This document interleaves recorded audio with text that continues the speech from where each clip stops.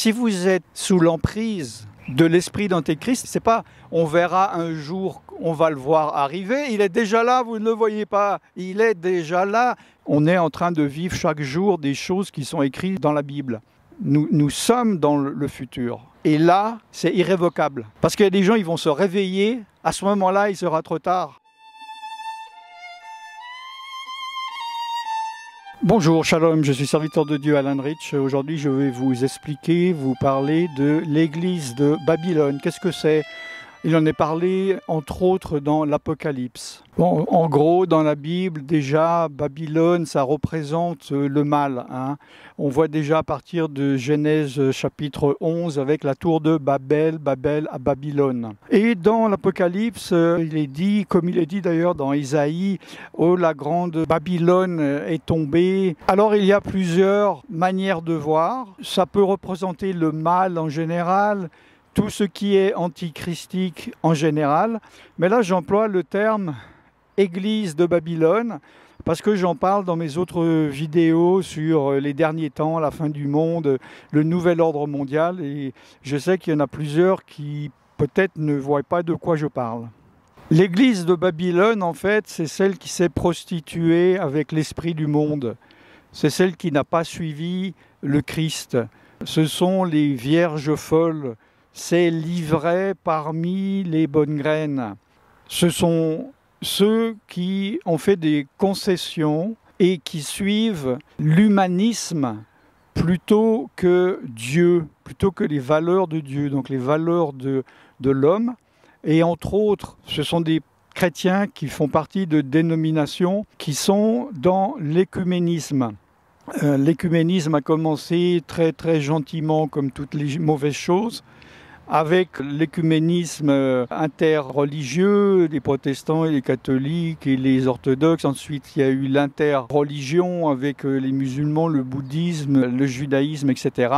Et maintenant, nous en sommes avec l'écuménisme global, incluant l'esprit du monde, l'esprit païen. J'ai tout expliqué, allez voir les vidéos qui parlent de ce sujet. Je ne veux pas me répéter en profondeur et faire toujours les mêmes messages.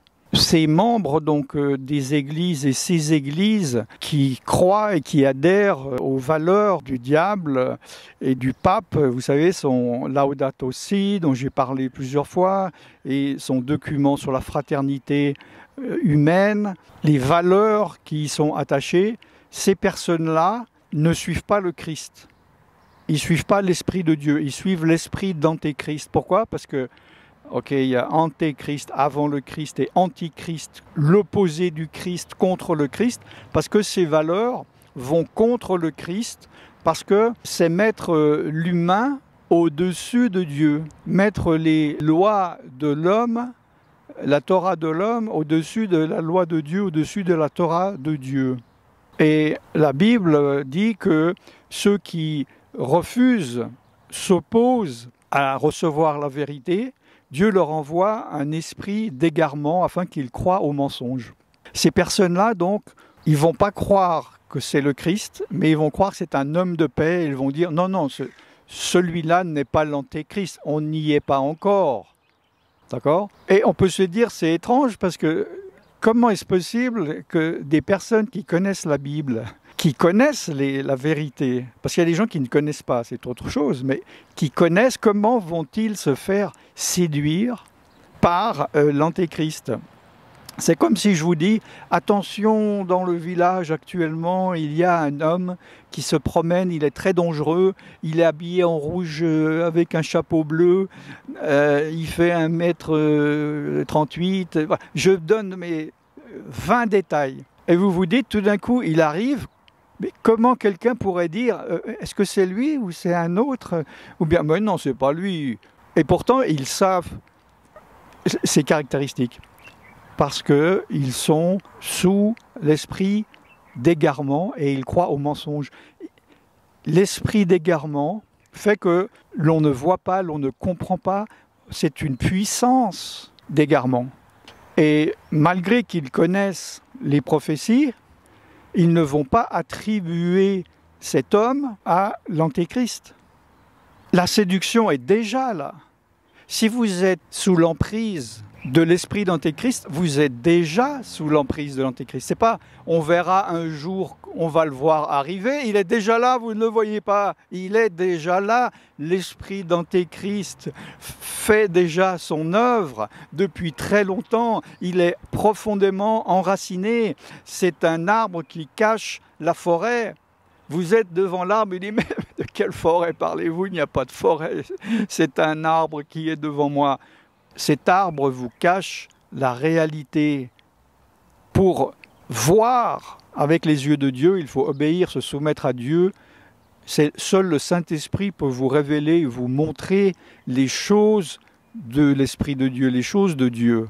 Le diable va vous montrer les choses du diable.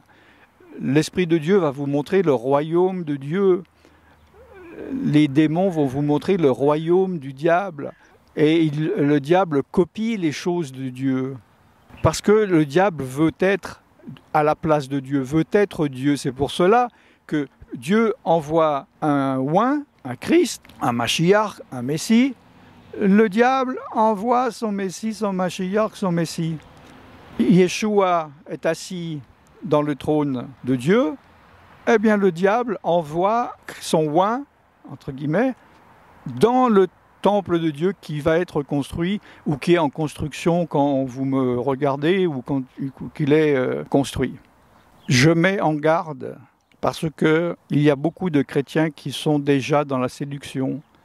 Je vois par rapport aux enseignements sur Internet la réaction dans les commentaires et j'essaye d'en sauver. Beaucoup de chrétiens me disent « Oui, pourquoi vous parlez toujours de l'avenir, de la fin du monde, parlez d'aujourd'hui, que les gens se repentent ». Alors, déjà, les derniers temps, ce n'est pas dans le futur, on y est. On est en train de vivre chaque jour des choses qui sont écrites dans la Bible. Nous sommes dans le futur. Hein? Nous sommes le présent et dans le futur. Je ne veux pas faire de la philosophie. Et oui, des personnes non sauvées ont besoin d'être sauvées, mais il y a des chrétiens qui ont besoin d'être sauvés. Il y a des non-chrétiens qui ont besoin de se repentir, mais il y a des chrétiens qui ont besoin de se repentir. Parce qu'ils croient être dans la vérité et ils sont dans l'erreur. Ils croient suivre Dieu et ils suivent le diable. Ils croient être remplis de l'Esprit de Dieu, ils sont remplis de l'Esprit du monde. Ils croient être dans la vérité et ils sont dans l'erreur. Et moi, je dois mettre en garde.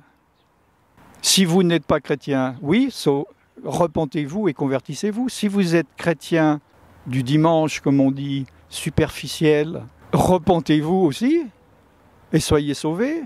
Convertissez-vous, obéissez à Dieu, soumettez-vous et marchez avec lui. Dans ces temps de la fin, les personnes comme moi qui prêchent ce message, je vous le dis, j'ai l'impression vraiment de prêcher dans le désert et que beaucoup qui écoutent se moquent et disent « mais vous êtes complètement à côté de la plaque ». Et c'est exactement ce qui se passait à l'époque de Noé. J'espère, par la grâce de Dieu, qu'après ma mort ou après l'enlèvement de l'Église, Internet existe encore et les vidéos que je fais sont encore sur Internet. Et là, il se peut que vous soyez en train de m'écouter et que l'Église a déjà été enlevée ou bien que vous vivez le début de la tribulation ou bien vous n'étiez pas d'accord avec ce que je disais et que vous avez vu l'Église enlevée et que maintenant, mais que c'est trop tard, vous vous rendez compte que c'est la réalité et que vous êtes dans cette période de 3 ans et demi et vous vous dites « Ah, que faire, comment faire ?» La même chose que je vous dis maintenant. Repentez-vous, convertissez-vous, mais ça va être dur. Ça ne va pas être facile comme avant l'enlèvement. Vous allez devoir souffrir, soit vous allez encore vous compromettre en acceptant la marque de la bête, soit vous allez la refuser et vous allez avoir de graves problèmes pour manger, pour boire, pour vivre, vous allez être persécuté et même on va vous sacrifier, on va vous... Donc pourquoi ne pas le faire avant? Pourquoi s'endurcir? Maintenant nous sommes dans la période de grâce, en tout cas. Maintenant que je parle, l'Église n'a pas été enlevée, enfin j'espère, et peut-être je suis tout seul en train de parler devant ma vidéo. Nous sommes encore dans la période de grâce. Et Dieu repousse, et Dieu repousse, et Dieu repousse, et Dieu repousse. Mais il y a un moment donné, il va y avoir le chauffard qui sonne. Le chauffard dans la Bible, ce n'est pas une personne qui conduit mal, c'est une trompette en corne. Il y aura un chauffard, un signal donné, et là, c'est irrévocable. C'est pour ça que Dieu est patient. Parce qu'il y a des gens, ils vont se réveiller, à ce moment-là, il sera trop tard. Ah, tiens, qu'est-ce que c'est? Je vais me réveiller comme les vierges folles qui avaient leur lanterne, qui étaient au bon endroit devant le palais, devant la porte des noces. C'est quand les portes se sont ouvertes. Tiens, ah, j'ai plus d'huile, tu peux m'en prêter? Non. Et ils voulaient encore, et ils ont dit, attendez-nous, on va courir et on va en chercher. Vous voyez, ils voulaient. Mais c'était trop tard, ils ne le savaient pas encore. Et ils ont couru, et ils ont été au marché, ils ont acheté de l'huile, et ils ont dit, oh, super, je suis content, et ils sont revenus. Et... Comment ça, la porte est fermée? Mais je suis chrétien, mais j'ai une lampe, mais j'ai même de l'huile dans la lampe. C'est trop tard. Mais aujourd'hui, si tu entends sa voix, n'endurcis pas ton cœur. Aujourd'hui est le temps du salut. Maintenant, il n'est pas trop tard. Même si tu m'entends pendant la tribulation ou donc après l'enlèvement de l'Église, convertis-toi, repens-toi. Parce que l'éternité, c'est long, c'est sans fin. Et le purgatoire, ça n'existe pas. C'est une invention du diable. Une fois que tu es mort, il n'y a plus rien à faire. Ta destinée a été scellée. C'est pour cela que Dieu donne du temps, donne de la grâce. Sors de Babylone. Sortez de Babylone. Je ne dis pas cela, sortez de votre église locale et ne parlez plus à des chrétiens qui sont sous l'esprit du monde.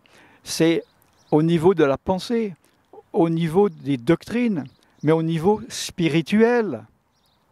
Sortez du milieu d'eux, ne participez pas aux fêtes païennes, à ces fêtes païennes de Babylone. Pourquoi fêtez-vous les fêtes du monde et ne fêtez-vous pas les fêtes de Dieu?